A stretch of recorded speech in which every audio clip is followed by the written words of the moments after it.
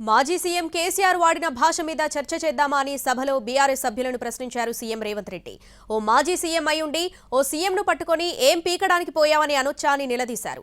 బొక్కాబోర్ల పడ్డ బీఆర్ఎస్ వాళ్ళ బుద్ధి మారలేదన్నారు సీఎం రేవంత్ రెడ్డి. ఇయాల గోదావరికి ప్రధానమైన ఉపనదే ప్రాణహిత నది. ఇయాల కూడా 5,000 క్యూసెక్లు నీళ్ళు వస్తూ ఉన్నాయి. అవి ఎత్తిపోయాలి, ఎల్ఎండి ఎంఎండి నింపాలి, రైతులకు నీళ్ళు ఇవ్వాలి. కానీ ఏం చేస్తాను, మేడిగడ్డ పోతాము, బూరుగడ్డకు పోతాం, బొందలగడ్డకు పోతాము. ఏ తోకమట్టున్నది మేడిగడ్డ అక్కడ.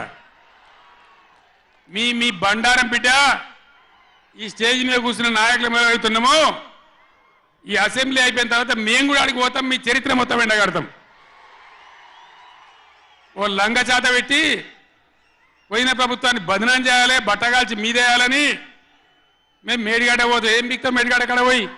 ఏం బీకనికి పోయినరని అడుగుతాడా అధ్యక్ష?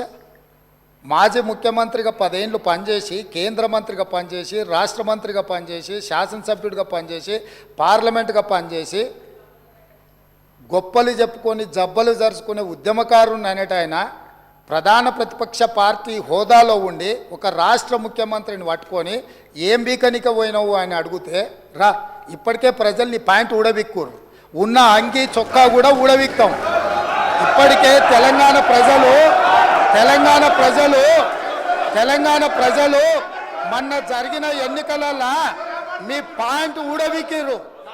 ఇవాళ ఆ పాయింట్ ఊడబీకితే చెప్పుకునే దిక్కు లేక బొక్కబోర్ల పడితే బొక్కలు ఇరిగినాయి మీకు. అయినా మీ బుద్ధి మారలేదు.